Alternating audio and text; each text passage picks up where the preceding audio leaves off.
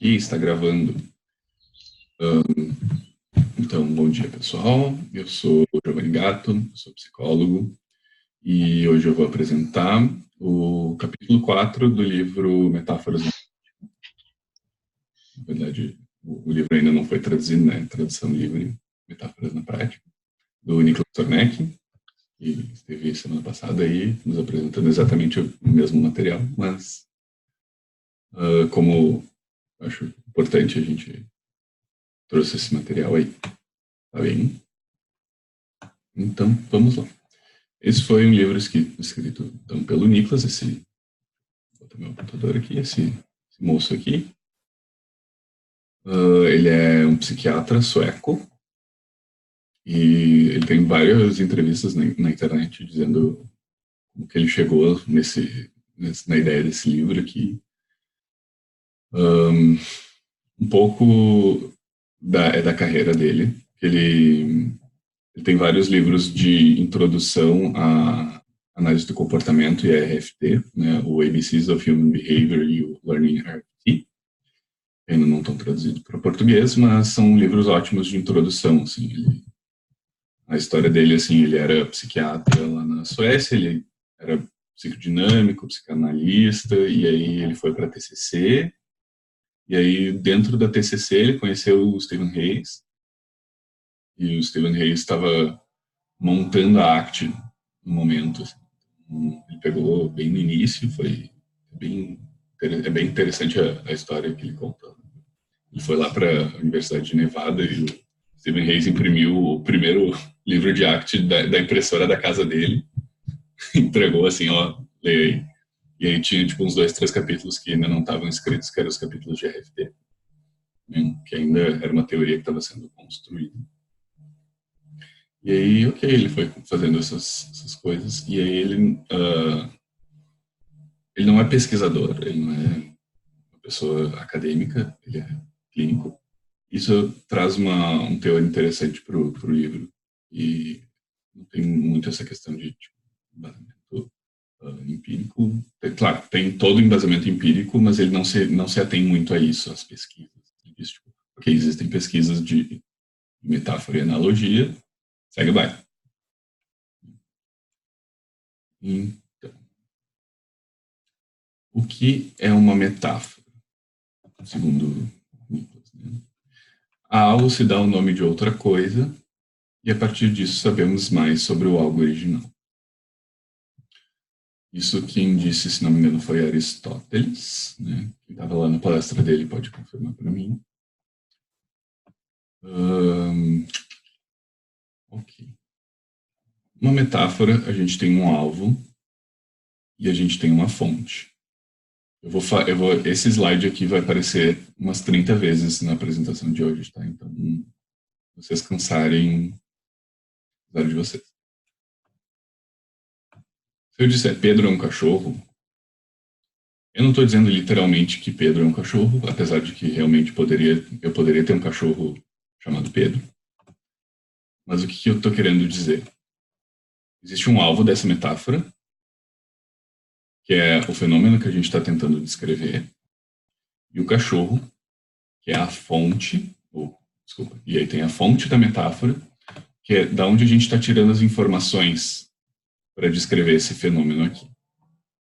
Então, as propriedades de um cachorro são transferidas para Pedro. Depois a gente vai ver como que isso funciona.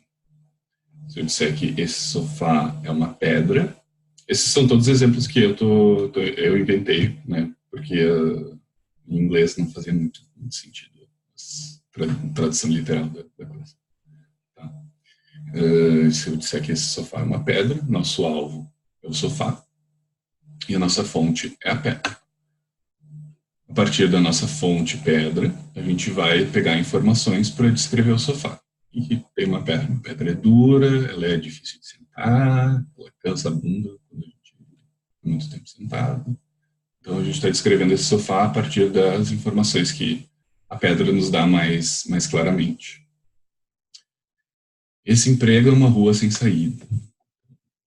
A partir da fonte rua sem saída, a gente está descrevendo o emprego. É uma rua sem saída, lugar onde tu entra e tu tem que fazer toda uma volta para sair, ou que se tu seguir reto, tu não vai chegar em lugar nenhum, tu vai dar na parede.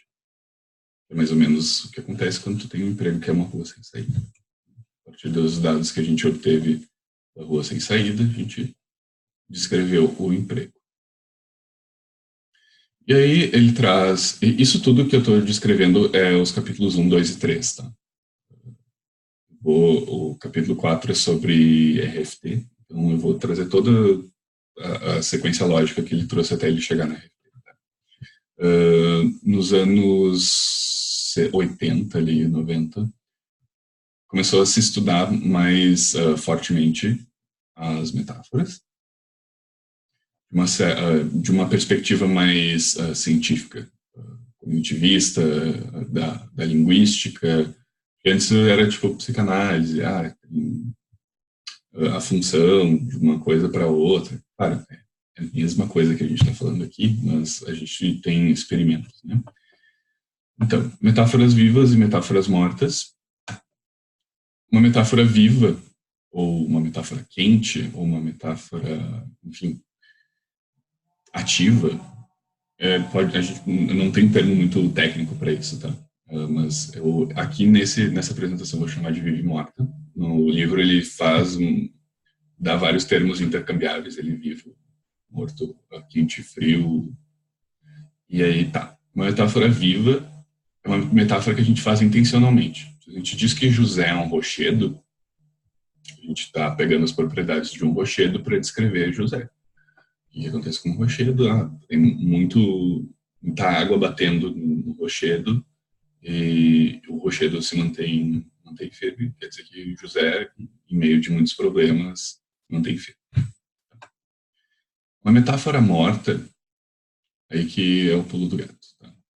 Se eu falar que a contingência é a raiz do comportamento, né? O que é a metáfora mais clara que tem aqui?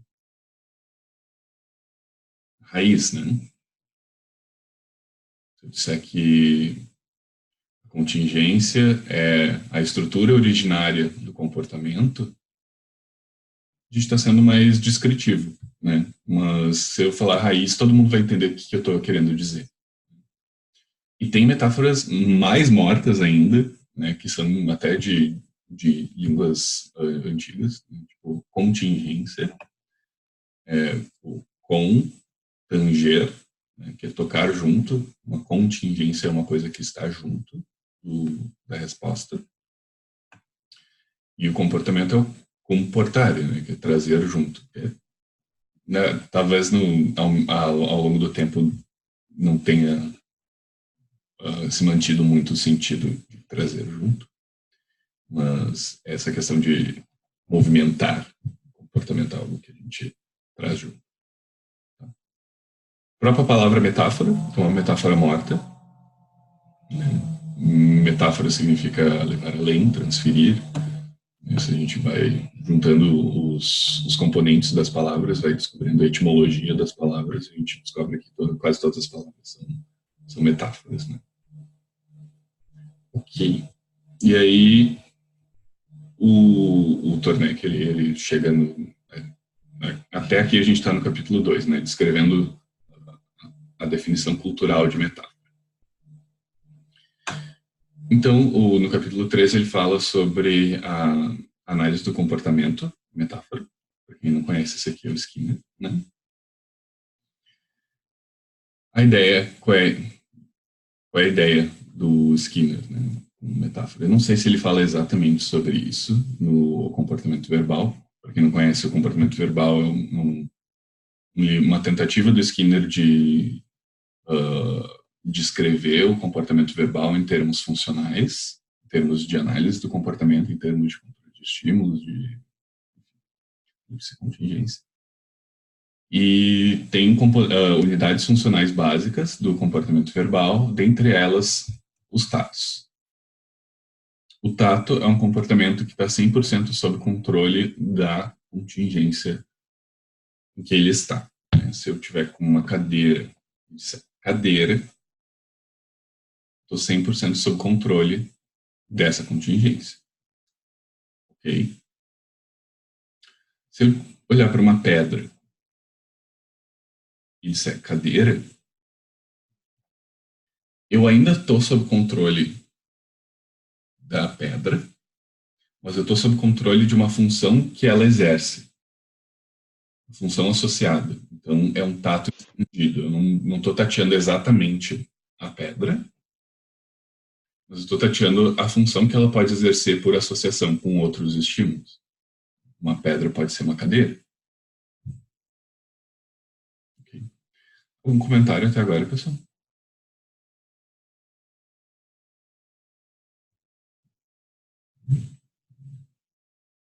Okay. Eu falei que para mim até aí tá tudo bem, tá tranquilo. Tava no mini curso contigo, né? Então, para mim tá bem claro, assim. Tá. Gui, tu que não estava no curso, tá claro para ti? Sim, até agora tá claro, sim. Ok. Eu já começar a entrar numa coisinha mais complexa. Então, tem essa teoria.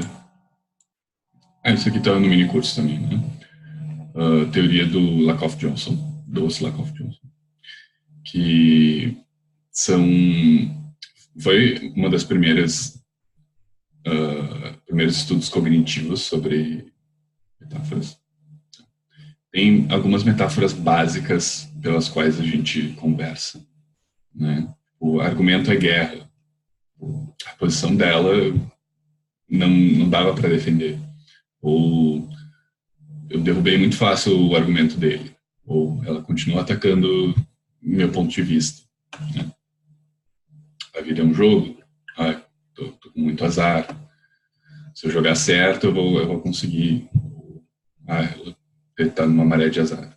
Tô fazendo traduções livres aqui, mas são coisas que a gente acaba incluindo no nosso vocabulário do dia a dia. A gente acaba nem pensando muito sobre, né? São guerras, porque, enfim, acabam descrevendo mais facilmente do que se eu acabar fazer uma descrição super clara do que estava acontecendo. Ideias são objetos, tipo, traz isso no próximo encontro, né? Traz isso na supervisão. Trazer isso que, né? Vou falar, ok, pegue toda essa informação, tal, e fale comigo na próxima supervisão sobre essa informação. Para a semana que vem. Né? Ou você poderia deixar isso de lado, né? Ideias são comidas. Eu não sei se isso aqui funciona muito em português. Tipo, achei isso meio... acho que funciona, né? Se eu disser, achei isso meio difícil de engolir. Né? Uma metáfora para uma ideia. Ideias são bens. Tu vai ter que vender isso para eles. Tipo, tem uma ideia, tem que vender essa ideia. Ou só a ideia não tem valor nenhum. Como se fosse uma coisa de verdade que tivesse propriedades físicas ali.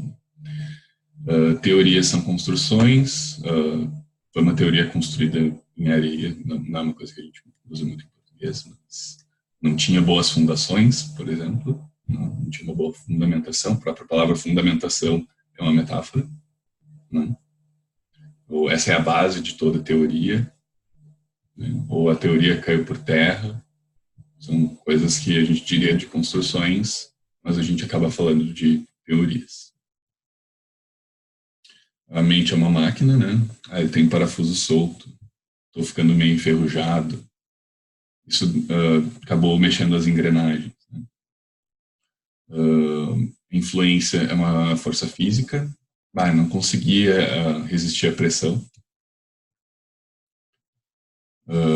O que ela me disse realmente me impactou, como se fosse alguma coisa de verdade impactando, né? Para eu não precisar dizer assim, aquilo que ela me disse causou reações emocionais que influenciaram a forma como eu iria me comportar. Posso dizer aí, o que ela me disse me impactou. Né? E essa última aqui eu não faço ideia. Tá? Isso aqui é um estudo mais recente que mostra papéis da... Isso aqui eu tirei do celular, devia ter tirado do computador. Enfim. Mas isso aqui é um par de pesquisadores muito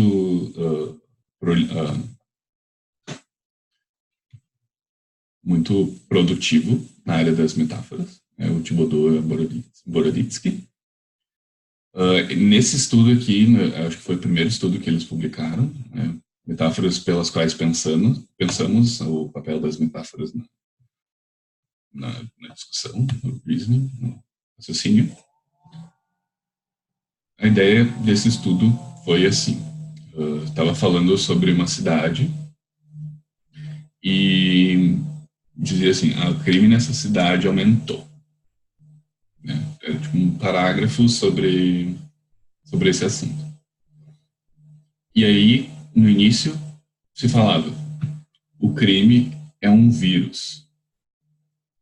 E aí, em outro grupo, era o mesmo parágrafo, só que no início eles falaram, o crime é uma besta, é um monstro, em inglês beast.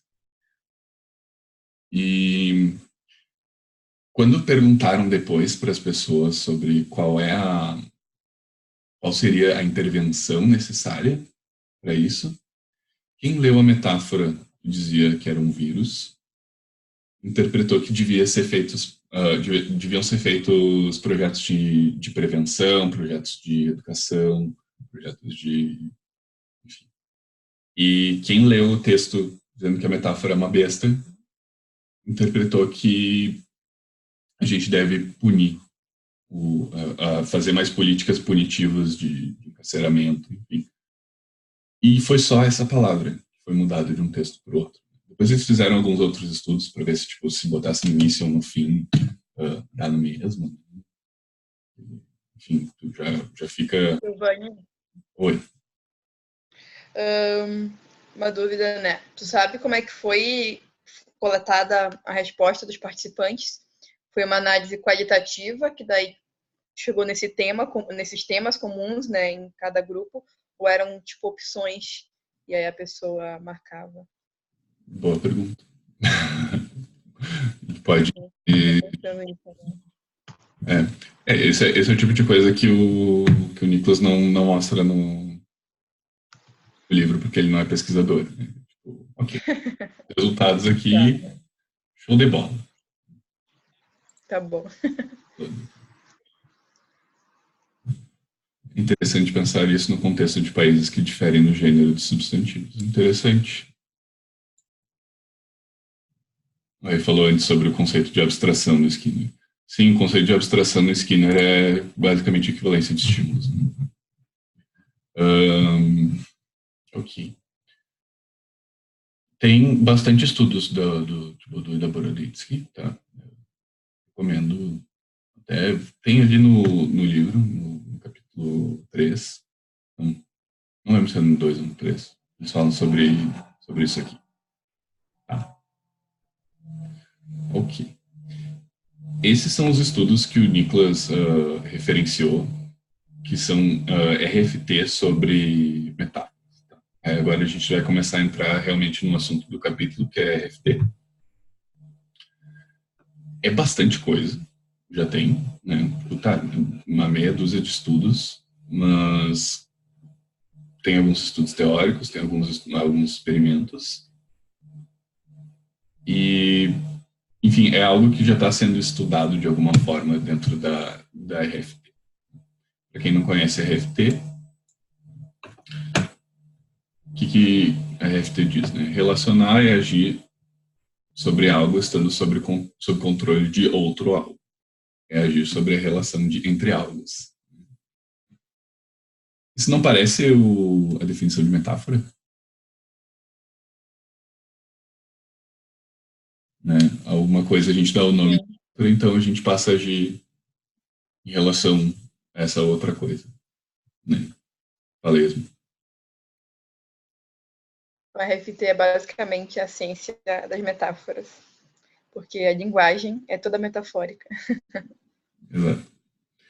E isso é tipo, no final do capítulo. Então. Eu vou guardar os spoilers para a gente chegar lá. Ok. Então, vão existir relações diretas entre os estímulos, né? Se eu mostrar... Esse aqui é o nosso querido cão de Pavlov, né? Ele foi apresentado comida e salivou, né? Que é uma resposta natural, direta. E ele foi apresentado o sininho, que foi pareado junto com a comida, e ele começou a salivar quando o sininho era tocado. Então, o sininho adquiriu a função direta da comida. Houve esse pareamento, né? Nas relações indiretas, não precisa acontecer esse pareamento aqui. Não precisa acontecer nada. Eu só preciso dizer: quando o sino tocar, vai vir a comida. Isso só os humanos fazem, né? Relações não contingentes, não pareadas, dizer, ok, quando eu tocar o sino, vai vir a comida. Se tu disser isso para um cachorro, ele vai ficar te olhando. Cadê a minha comida, né? Então, ele não fala em termos de ser real e ser funk, real. Mas eu coloquei aqui para, como a gente já está um pouquinho mais letrado em EFT, a gente vai saber o que isso quer dizer. Ele dá o exemplo ali, né? X vale o dobro de Y. Botou uns símbolos ali no capítulo, não entendi por quê. Se eu disser vale o dobro, a frase vale o dobro de é um estímulo, né? Um contexto relacional para moldura de comparação. Moldura de comparação quer dizer que quando eu interagir com X, eu vou interagir em termos de Y. Então, se eu vou ganhar X, o estímulo adquire uma função. Se eu vou pagar por X, vai adquirir outra. Então, assim, se eu vou ganhar X, eu prefiro o X. Eu vou agir de forma a obter X. Se eu vou pagar por X, eu vou agir de forma a obter Y. Uma moldura de comparação que X vale o dobro de Y. Fez sentido? Eu acho que eu me embananei aqui. Guilherme? Eu me perdi um pouquinho mais, é porque eu me distraí também. Enquanto tu estava falando, eu estava tentando imaginar, entender a situação e eu também me perdi, tô confuso aqui também. Tá. Existem dois tipos de estímulo relacional. Tá? É o CEL, que determina, tipo, qual vai ser a relação entre as duas coisas. Se vai ser de similaridade, se vai ser de comparação, se vai ser hierárquico, né? O X faz parte de Y, o X é menor. É um tipo de estímulo contextual, isso que tu falou? Isso. 2 tipos de estímulos contextuais, tá. Pierre falou, se Y for um choque ou houver 30 minutos de sertanejo universitário, imaginem Y. Não, se Y for um choque ou houver 30 minutos de sertanejo universitário, imaginem um X, né? Se o X é o dobro do Y. Faz sentido. E o outro... Bom, tá? Onde é que eu fui? Gente... Tá, então eu tô indo para frente sem querer. Ok. O estímulo relacional é o que diz qual é a relação entre os estímulos. Aqui eu estou dizendo que X vale mais que Y, uma moldura de comparação. Se eu dissesse X é igual a Y, seria um estímulo relacional para moldura de coordenação. Né? Ok, essas duas coisas são iguais, equivalem à mesma coisa. Se eu dissesse você vai ganhar X, é um outro tipo de estímulo, é o C-func, que diz qual é a função, se ela é reforçadora ou se ela é aversiva. Tá? Isso não sei por que eu não coloquei aqui, mas uma coisa diz qual é a relação e outra coisa diz qual é a função. Eu acho que a gente vai ficar mais claro isso ao longo da apresentação. Tá? A ideia é que não existe nenhum condicionamento aqui. Então, se a gente for pensar isso aqui, eu vou precisar fazer 50, 100 pareamentos para o cachorro começar a salivar com o sino. E aqui é só eu te dizer assim, tá? Depois do sino tu vai ganhar comida. Já está salivando. Tá? Qual é o... Então, para RFT, o comportamento fundamental é o responder relacional arbitrariamente aplicado. Isso aqui eu puxei lá da apresentação sobre difusão. Tá?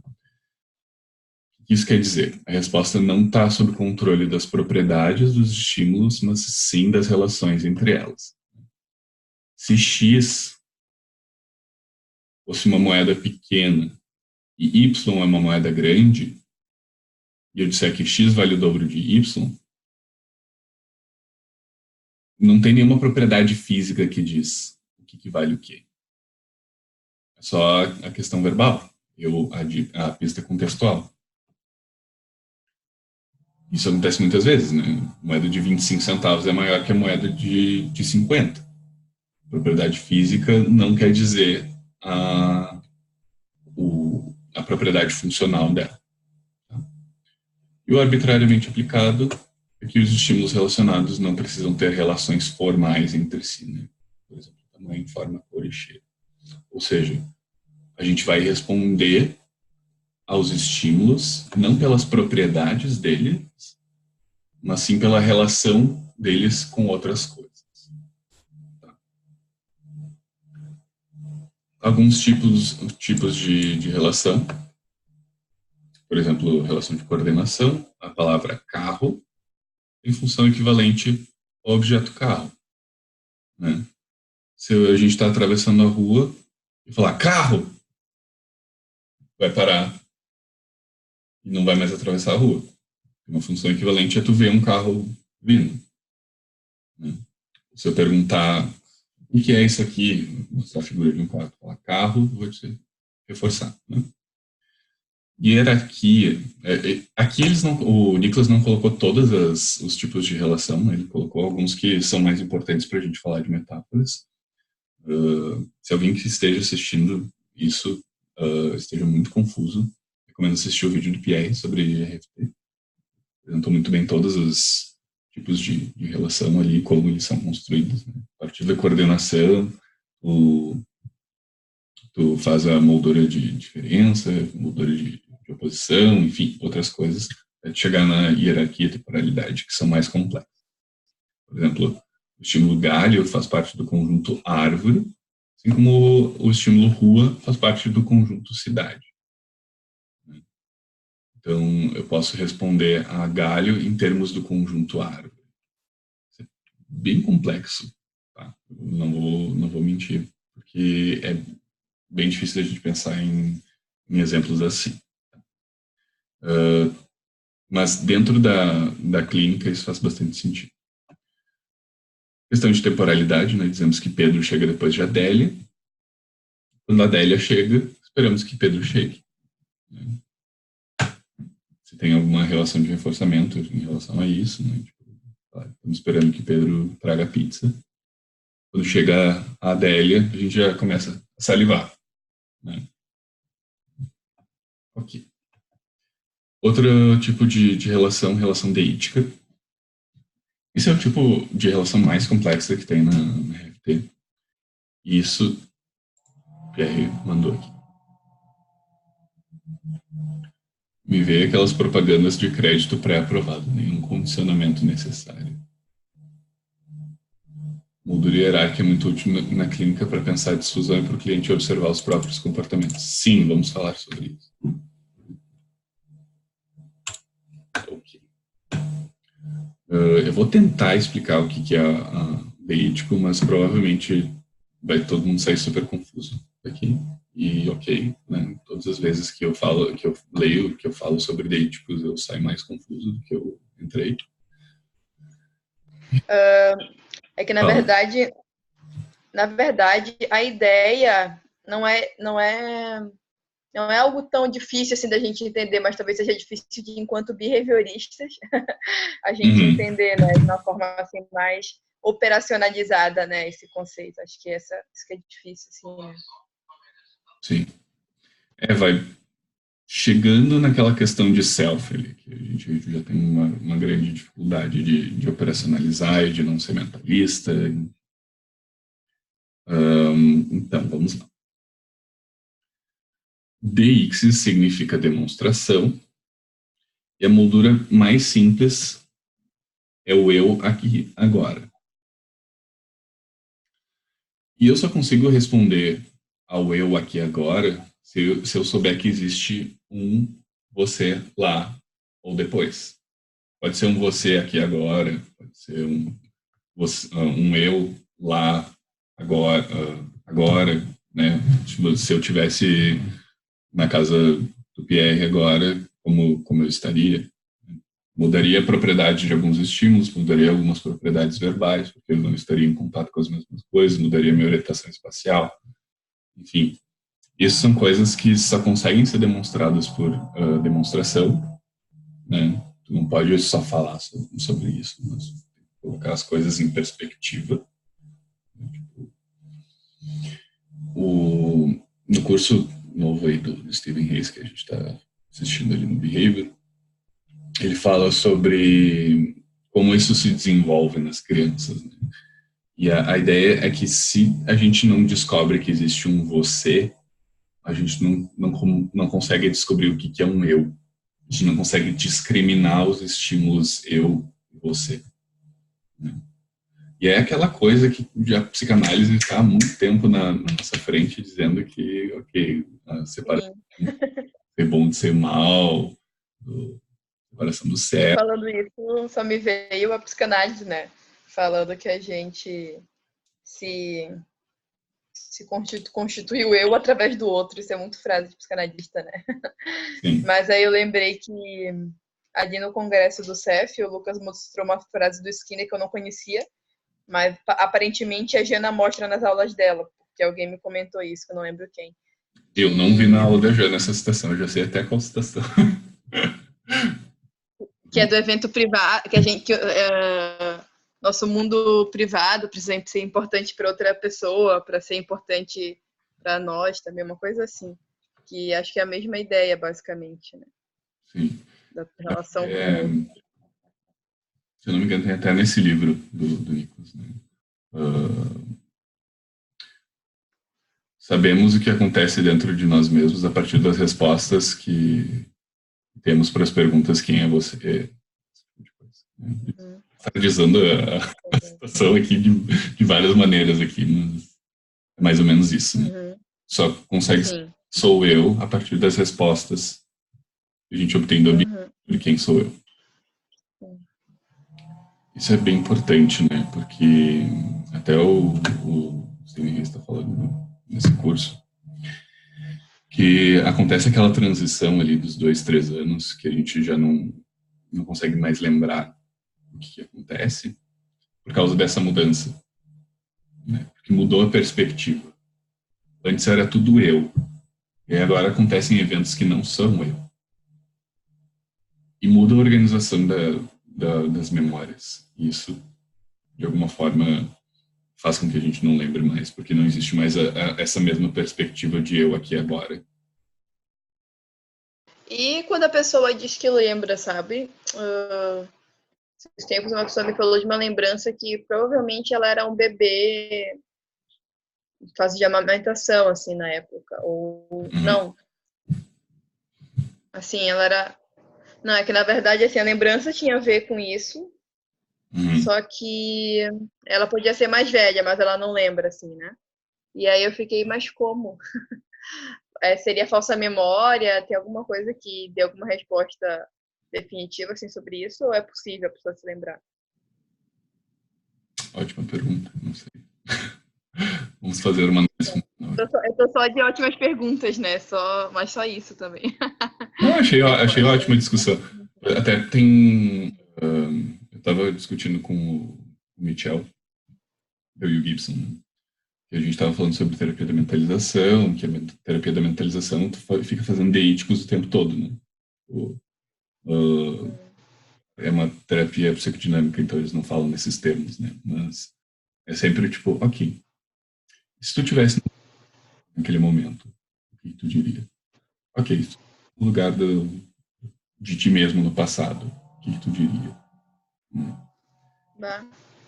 Surpreendentemente, é a segunda terapia mais forte para transtorno de personalidade borderline, porque transtorno de personalidade borderline é um problema de self. Então, quanto mais tu conseguir discriminar um eu aqui agora,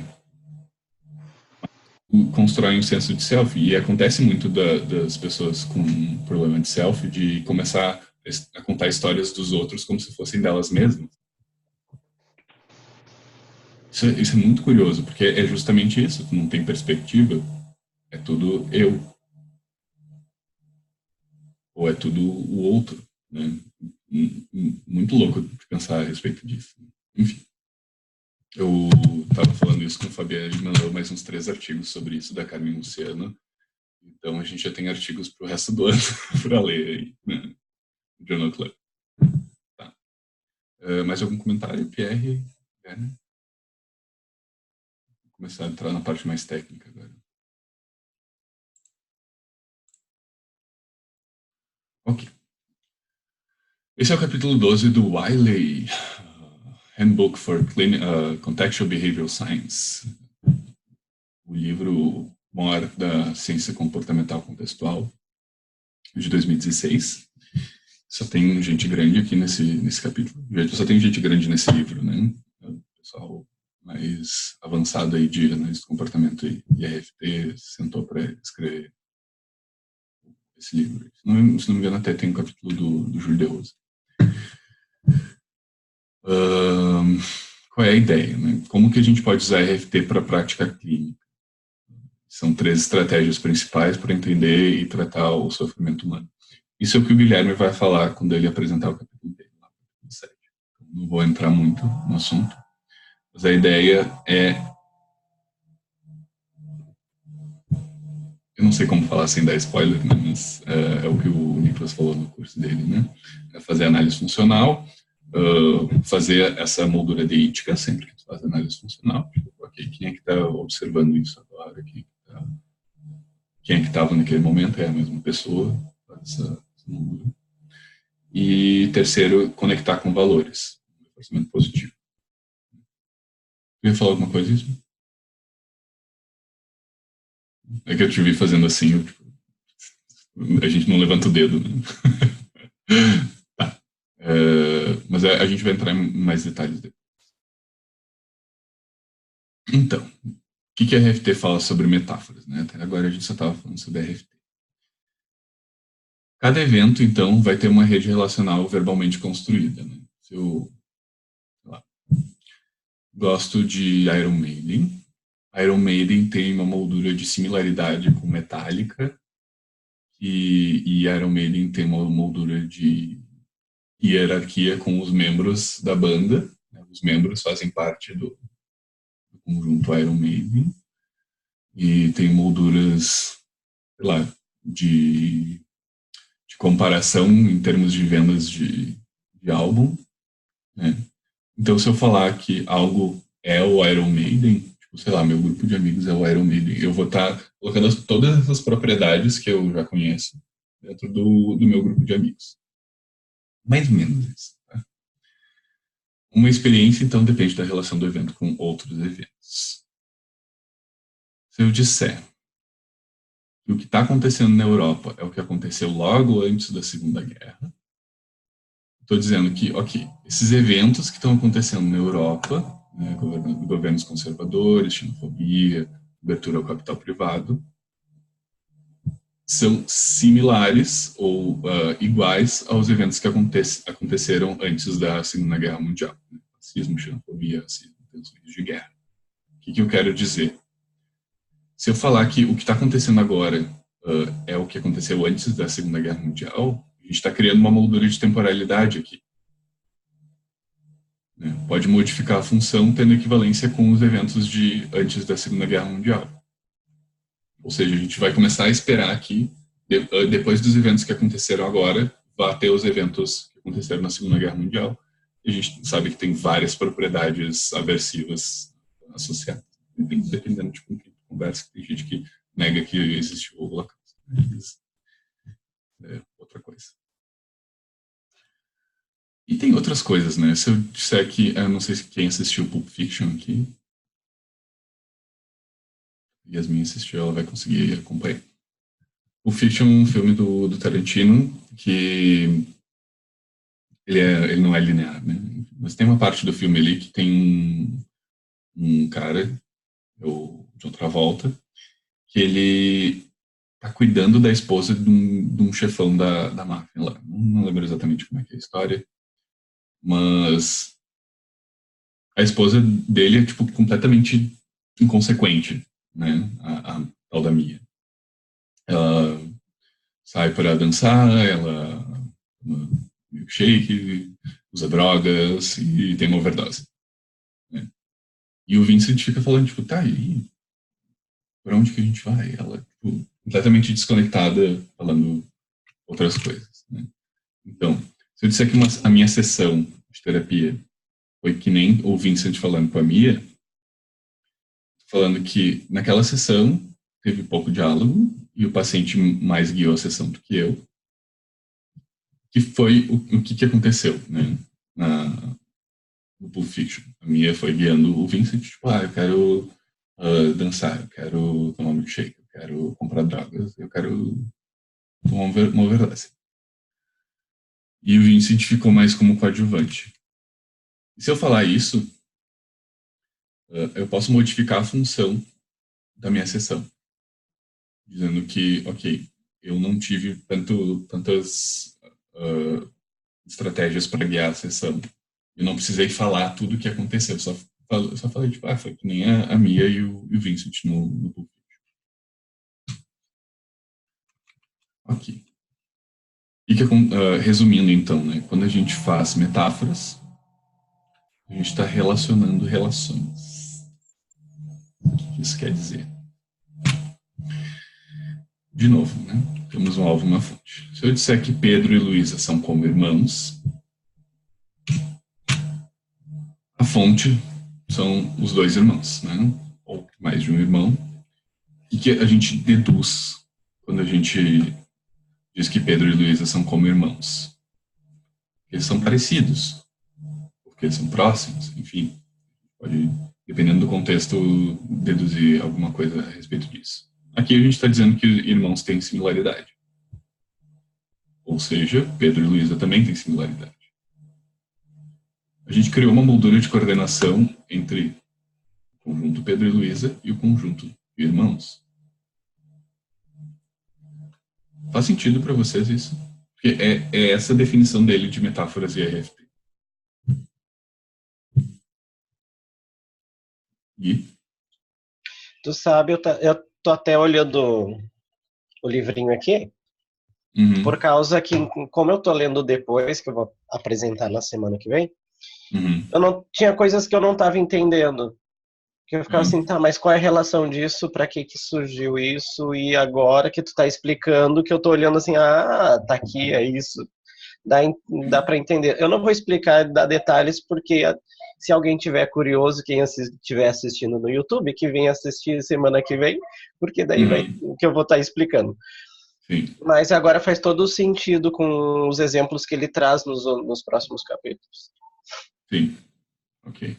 Sim, e durante todo o livro ele vai falando em termos disso aqui, né, de coordenação entre dois conjuntos de estímulos. Se eu disser que é uma metáfora que eu uso bastante, né? Acho que até coloquei aqui. Bom, depois vai aparecer. Pedro e Luísa são como unha e carne. Né? Unha e carne são oposição ou proximidade, dependendo do contexto que a gente está falando. Né? Se eu disser que Pedro e Luísa são unha e carne, a gente está fazendo uma coordenação entre essas relações. Uma relação entre relações. Se eu falar que essa tosse começou da noite para o dia,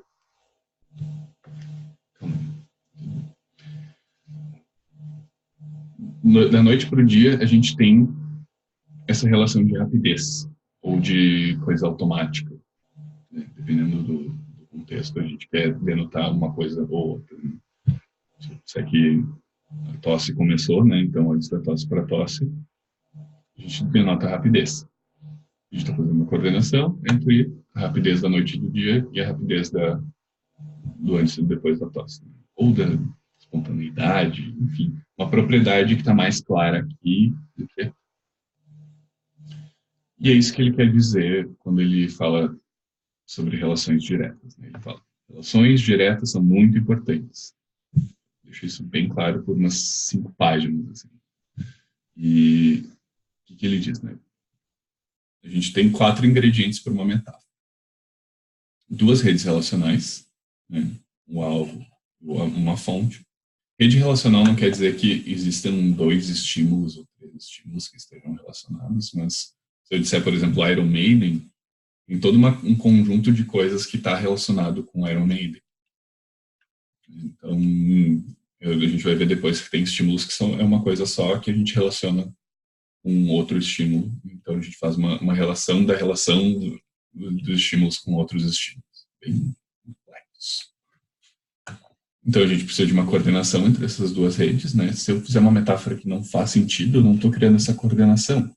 Ou estou criando só uma similaridade, ou estou criando até uma oposição. Se eu falar que, sei lá, essa palestra aqui é que nem janelas abertas, não sei do que eu estou falando, né? Não estou conseguindo enxergar essa coordenação. E uma das redes relacionais, né, ou o alvo ou a fonte, desculpa, a fonte precisa ter aspectos, relações ou propriedades mais salientes do que a do alvo. Não sei por que eu coloquei uma das redes, né? Mas a fonte precisa ser mais saliente que o alvo.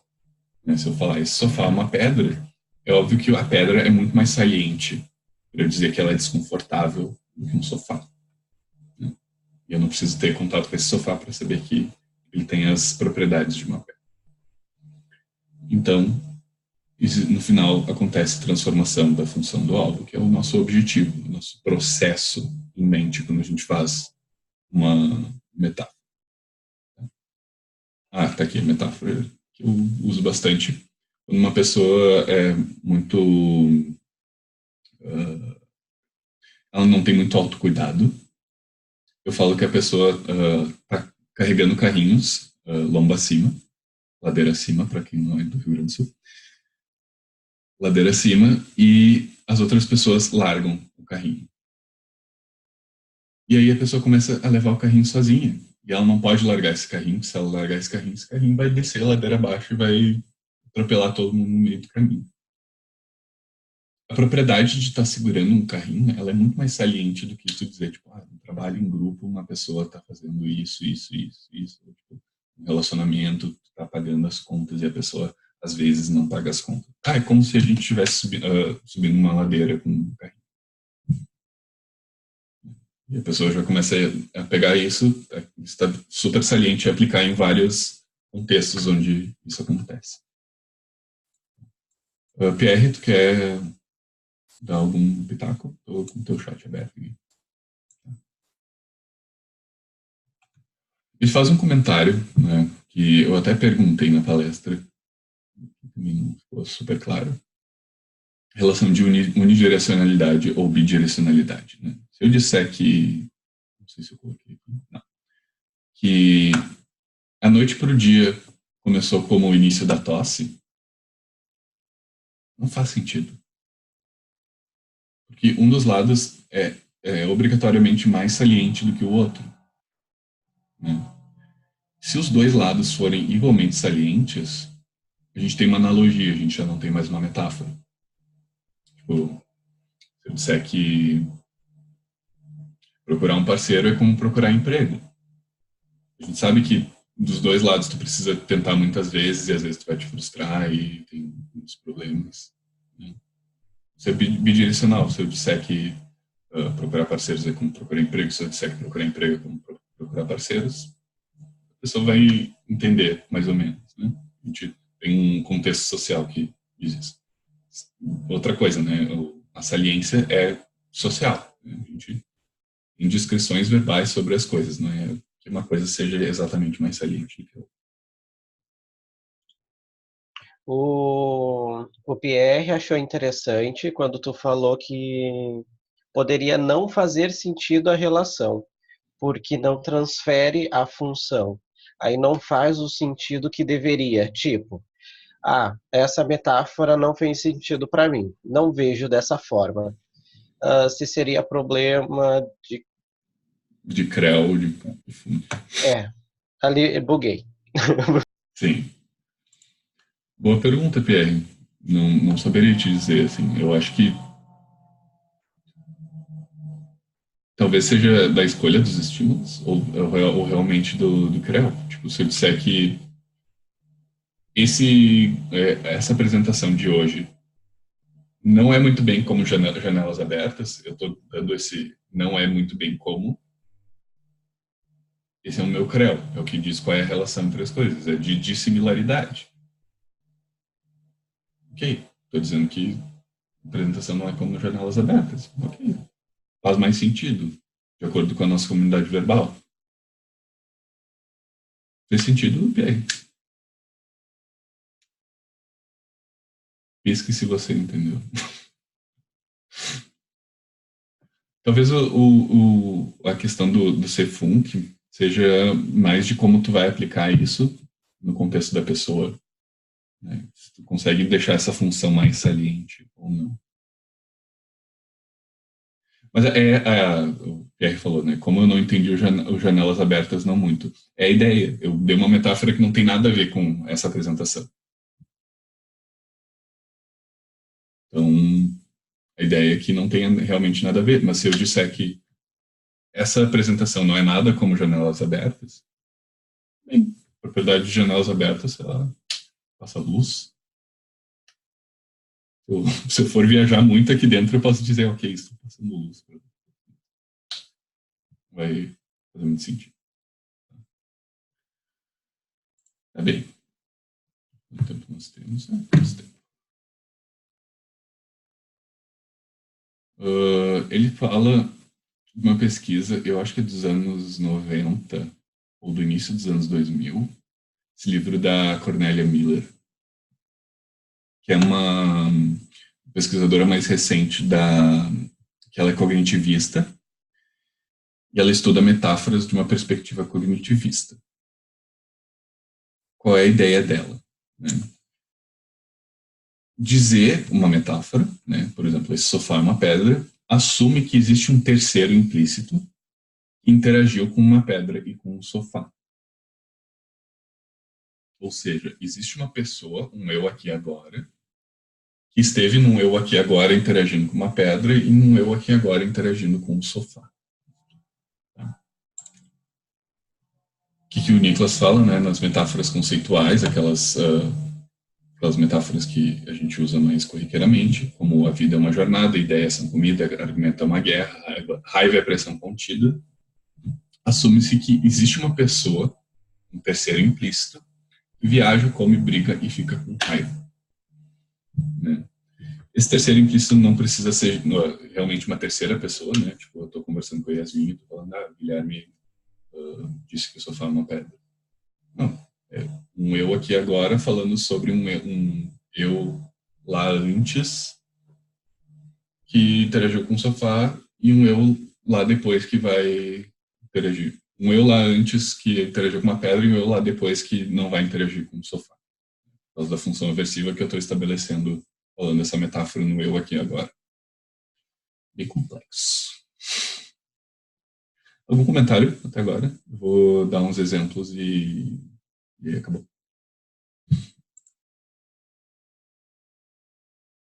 Ok, vou dar os exemplos. Se eu disser, vai lá e acaba com eles.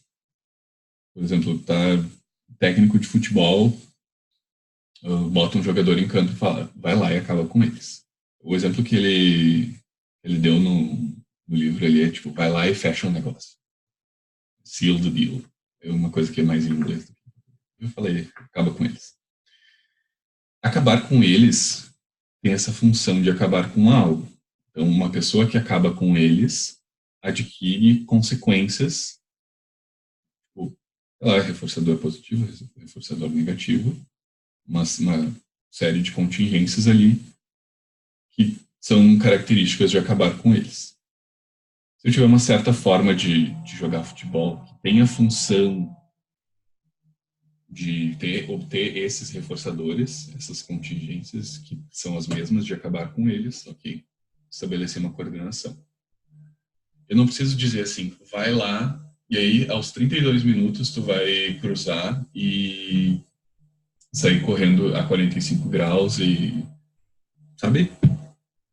Só vou dizer, vai lá e acaba com eles. Vou estabelecer funções para o jogar futebol que não tinha antes. Justamente, funções repetitivas e forçadoras. Outro exemplo, falar com ele é como falar com as paredes. O que acontece quando a gente fala com as paredes? Né? Existe essa rede relacional de falar com as paredes, a gente sabe que quando fala com as paredes não é ouvido, não sei que, né, estou com uma questão de psicose, de não obter resposta, e outras coisas, né? Tem uma série de reações físicas que acontecem. Eu disser que falar com ele tem essa mesma função, né? De falar sem ser ouvido, de não ter resposta, de não obter o que a gente quer. A gente está criando uma coordenação entre falar com ele e falar com as paredes. E uma coordenação entre as consequências disso. Né? A gente transforma a função de falar com ele quando a gente diz que falar com ele é como falar com as paredes. A gente diz que falar com ele é igual a falar com as paredes, tem as mesmas funções, você tem uma série de contingências. Então, não só falando disso, mas o ato de falar com ele já vai adquirir funções que não tinha antes. Se eventualmente eu falar com ele, eu já vou estar falando e esperando falar com as paredes. Se existe uma relação ali de reforçamento, né, tem uma questão de relação terapêutica. Se tu faz uma metáfora e a metáfora não diz nada, se tu faz isso várias vezes, a pessoa vai parar de responder as tuas metáforas. Né? Como qualquer coisa da relação terapêutica, até do comportamento verbal do falante, né? Se a criança grita lobo muitas vezes, as pessoas param de responder. Último exemplo. O movimento behavior é uma família. Uma família tem relações de companheirismo, intimidade, outras coisas. Se eu disser que o movimento behavior é uma família, eu vou assumir que tem essas relações de companheirismo, intimidade e outras coisas. Estou criando uma coordenação entre o movimento behavior e as funções que existem para a família. Se uma pessoa tem funções aversivas relacionadas à família, ela vai passar essas funções para o movimento behavior. Vai ter uma transferência de função aí que não vai ser muito legal. Enfim. É isso que ele fala no capítulo.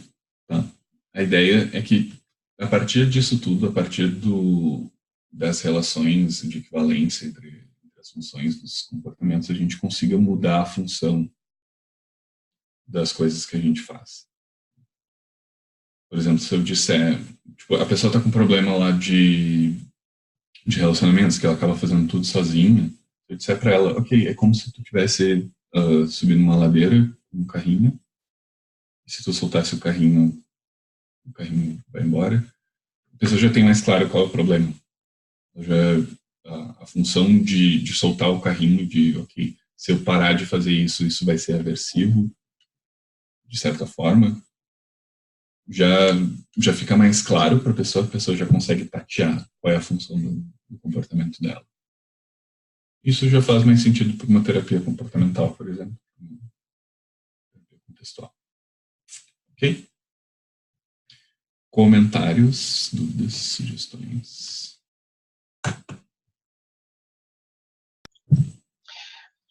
Isso, vendo a tua apresentação, me remete ao que um pouco do que eu ouvi na pós, até não foi nem da aula em si, mas foi de um colega que comentou assim, então qualquer coisa que a gente faz uso fora da realidade, que seja no sentido de fantasia, já é uma metáfora.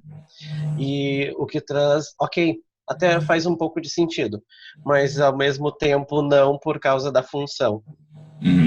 É exatamente a função da metáfora. A metáfora tem que ter uma função, senão, ok, talvez não seja. Sim. Tem que existir essa coordenação entre a realidade e a metáfora. Exatamente. Essa ponte entre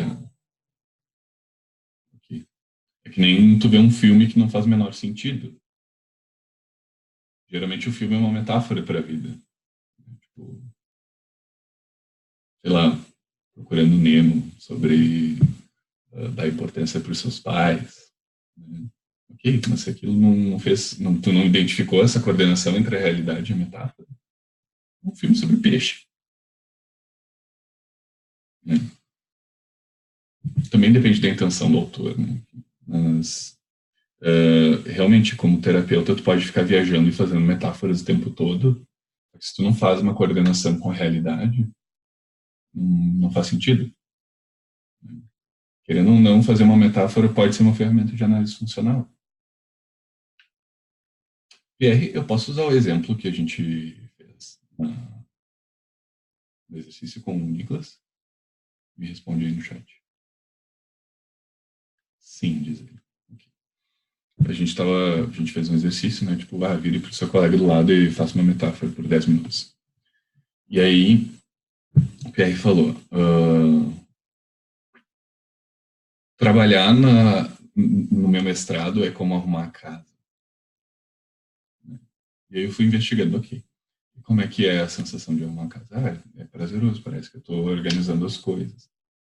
E eu, isso te traz algum problema? Ele, sim, às vezes eu estou bastardizando a conversa aqui, não sei se é exatamente assim.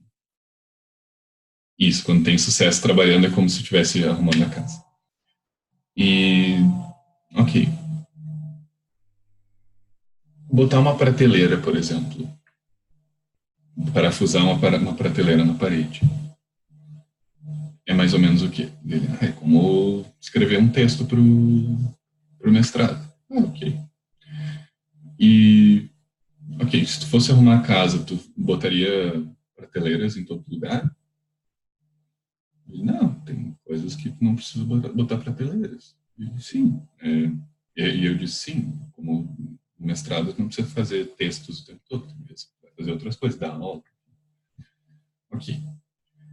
E aí a gente começou a entrar numa dificuldade de que às vezes parece que apaga a luz e não tem as marcações para botar a prateleira na parede.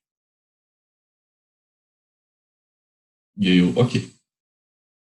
Como que isso aparece dentro do mestrado? Ok. É como se eu pudesse escolher o que eu ia fazer e eu acabo fazendo o mais difícil. Como se eu escolhesse apagar as luzes e botar a prateleira no escuro. Ok. Por que tu faz isso? Porque para mim é importante fazer um negócio mais difícil. Ok. Isso te traz problema? Sim. Sim, Pierre falou, ele explorou as propriedades e atributos da metáfora e da situação alvo. Sim, a gente ficou 10 minutos conversando sobre botar prateleira na parede. Mas toda vez eu estava fazendo um paralelo, ok? No mestrado, como é que é? No mestrado, como é que é? No mestrado, como é que é isso? Tem outros ambientes em que isso acontece, né? A gente pode ampliar a análise funcional, deixar ela mais molar.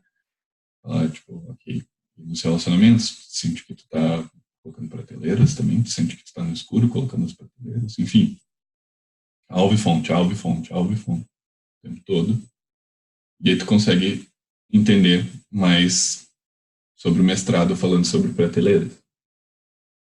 Porque as funções são parecidas, e se a gente viajar dentro da metáfora, né, tentar colocar funções inversas, né, tipo, ok, pagou luz, tu tá competindo num campeonato de pendurar prateleiras. Mais ou menos como acontece no mestrado. É assim que tu se sente? Às vezes é assim que tu se sente. Ok. E quem é que... essa ideia que ele vai trazer depois, né? E quem é que está fazendo essa metáfora? Ah, sou eu. E quem é que está pendurando a prateleira? Ah, sou eu também. Talvez no passado. E quem é que está correndo com o mestrado? Ah, sou eu também. É a mesma pessoa, na mesma perspectiva de eu aqui agora, fazendo diferentes atividades.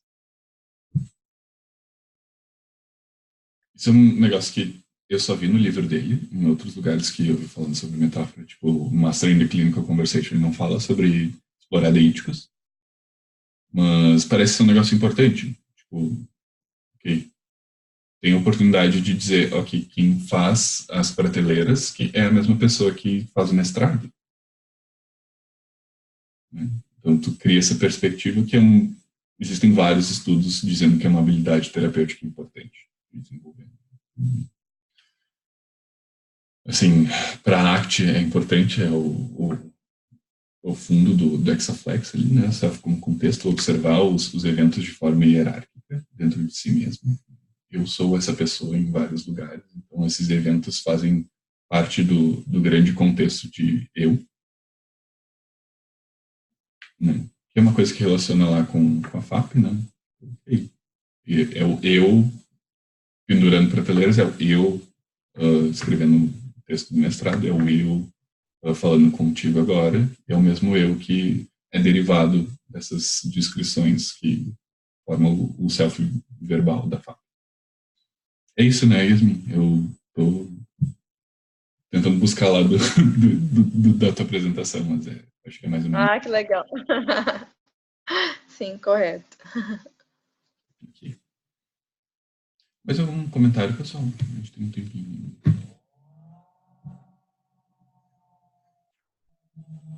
Eu tô com um chat aberto aqui para ti.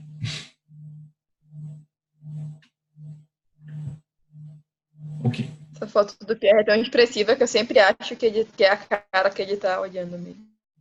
Aham. Ele tá nos observando. Tipo, aquelas fotos do vô na parede, assim. Tá nos observando. Tá. Então tá. Muito obrigado por terem participado. Semana que vem a gente vai apresentar o capítulo 7 desse mesmo livro. Isso aqui. Falando sobre a aplicação clínica da RFT e do uso de metáforas. Apresentado pelo coleguinha aqui do lado. Guilherme. Tá bem? Obrigada, Giovanni. Foi muito bom, foi bem condizente